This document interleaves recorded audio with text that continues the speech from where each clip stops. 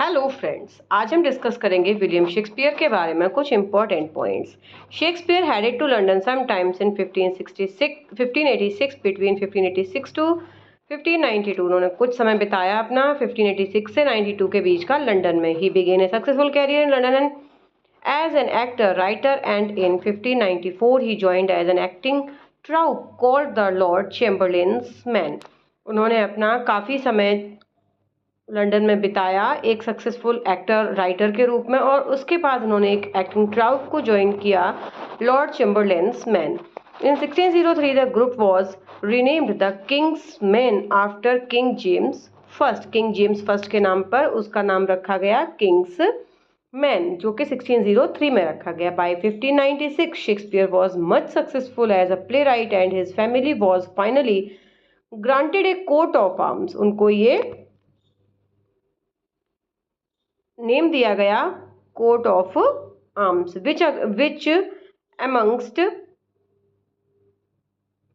which amongst other things allowed Shakespeare to call himself a gentleman। इसके बाद Shakespeare को एक और दूसरा ऑनर मिला कि जिसमें वो खुद को कह सकते थे gentleman.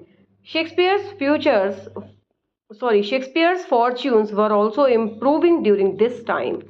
In 1597, he purchased the second largest house in Stratford, which he called New Palace। उन्होंने सेकेंड बड़ा घर हवेली जैसा खरीदा जिसको कि न्यू पैलेस कहा गया।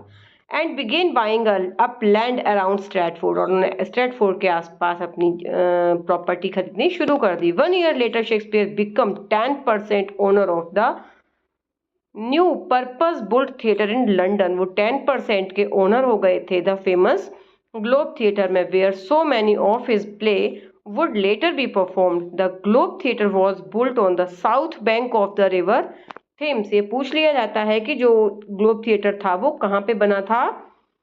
थेम्स के साउथ बैंक पर ये थिएटर बना था, South bank of River Thames. Shakespeare became part owner of Black Friar theatre also. ये ब्लैक फ्रायर थिएटर में भी पार्टनर थे।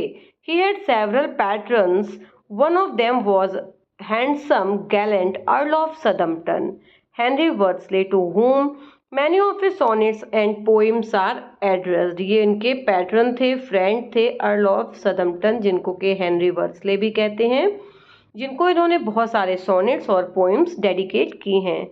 In 1623, John Hemmings and Henry Condell, two friends and fellow actors of Shakespeare, published the first folio that included 36 plays। इन्होंने इनका 1623 में John Heminges ने और Henry Condell ने, दोनों फ्रेंड्स ने मिलके इनका एक फर्स्ट फोलियो पब्लिश करवाया था जिसमें 36 प्लेज थे। Pericles the prince of Tyre was not included in the first folio. ये जो इनका वर्क था पैरिक्लीज, ये इसमें इंक्लूड नहीं था। ये क्वेश्चन पूछा गया TGT 16 में कि इनका कौन सा वर्क इसमें इंक्लूड नहीं था। Around 1590s he wrote 154 sonnets. ये भी पूछा गया है TGT 4 और 9 में, विच के उन्होंने कितने सॉनेट्स लिखे थे। Which were published collectively on 20 May 1609 by Thomas Thorpe. ये पब्लिश करवाए गए थे थॉमस थॉर्प के द्वारा कलेक्ट करके 1609 में। By 1611 Shakespeare retired, returning to Stratford, and in 1616 Shakespeare died, famously bequeathing his second best bed to his wife। इन्होंने अपना second best bed दिया था अपनी वाइफ को, often seen as a sign that his marriage may not have been happy। ये इस बात का साइन था कि उनकी जो मैरिड लाइफ थी वो बहुत ही हैप्पी नहीं हो सकी। For his legendary and historical metrical, Shakespeare depended mainly on Holinshed chronicles of England.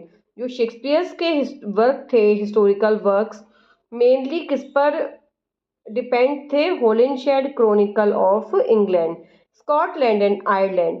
ये कहाँ से लिया गया है? स्कॉटलैंड और आयरलैंड। TGT 9 में ये क्वेश्चन पूछा गया। And also on sir Thomas north 1579 translation of प्लूटार्क्स lives. और उसके अलावा इनका जो वर्क है वो लिया गया translation of Plutarch parallel lives से।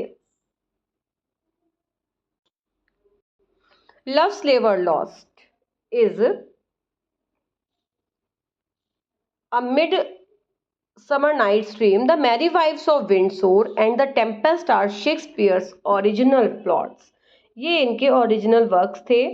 इनके प्लॉट, इनका सारा वेन्यू जो भी था सब ओरिजिनल था। ये इन्होंने किसी से नहीं लिए थे। हिज 4 ग्रेट ट्रेजेडीज, उनकी जो 4 ग्रेट ट्रेजेडीज हैं इनको पूछा भी जाता है, अक्सर एग्जाम में पूछा जाता है और उनकी सीक्वेंस भी पूछी जाती है। तो ये सीक्वेंस होती है HOKM। सबसे पहले लिखा गया हैमलेट, फिर ओथेलो, फिर किंग लियर और फिर Macbeth. Hamlet, Othello, King Lear, Macbeth, ये इनकी 4 ग्रेट ट्रेजेडीज हैं। ये हमें बहुत अच्छे से याद रखनी है। His 4 great comedies, 4 great comedies कौन सी हैं? Much Ado About Nothing, Twelfth Night, Merchant of Venice and As You Like It. Roman plays इनके फेमस कौन से हैं? Coriolanus, Julius Caesar, Antony and Cleopatra. Dramatic romances. His last 4 plays are tragic comedies and called dramatic romances: Pericles, Cymbeline, The Winter's Tale and The Tempest। ये dramatic romance है इनके। In 1896, Frederick S. Boyce coined the term problem plays। कौन सा coin किया इन्होंने? Problem plays किसने coin किया? Frederick S Boas ने। To refer to his 3 plays, इनके 3 प्लेस को उन्होंने इसमें रेफर किया है। All's Well That Ends Well, Measure for Measure, Troilus and Cressida. ये 3 वर्क हैं जो इन्होंने प्रॉब्लम प्ले जो टर्म कॉइन किया है उसमें इन्होंने इनको रेफर किया है। His last major tragedies Antony and Cleopatra and Coriolanus contain some of Shakespeare's finest poetry and were considered his most successful tragedies by the poet and critic T.S. Eliot, who called his tragedy Macbeth an artistic success। T.S. Eliot ने इनके Macbeth को क्या कहा? an artistic success। and other tragic play Hamlet को कहा इन्होंने T.S. Eliot ने an artistic failure on the basis of objective correlativeness। Hamlet is called Mona Lisa of literature. Hamlet को लिटरेचर की मोनालिसा कहा जाता है। Bye T.S. Eliot in his ऐसे, T.S. Eliot ने कहा था अपने ऐसे में हैमलेट एंड हिज प्रॉब्लम्स में शेक्सपियर के वर्क हैमलेट को क्या कहा? Mona Lisa of literature. Shakespeare played the role of Adam in As You Like It. Shakespeare ने जो प्ले किया रोल एडम का किया एज यू लाइक इट में।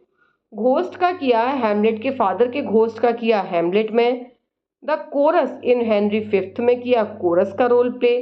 किंग डंकन का किया मैकबेथ में। ये रोल शेक्सपियर ने खुद ही रोल किए थे, प्ले किए थे। With 4042 lines and 29,551 words, Hamlet is the longest Shakespeare's work.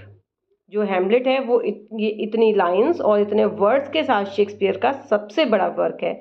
With 1787 lines and 369 words, Comedy of Errors is the shortest play. ये इनका शॉर्टेस्ट प्ले है। Love's Labour's Lost has the highest percent of rhyming lines of all Shakespeare's play. Love's स्लेवर Lost में सबसे ज़्यादा percentage में rhyming lines हैं Shakespeare's के प्लेज की। According to Shakespeare scholar Tucker Brook, 16.2% of the lines in Love Slaver Lost is rhyme। Rhyming में इतनी lines हैं 16.2%। The closest competitor is A Midsummer Night's Dream is with 43.4 rhyming lines।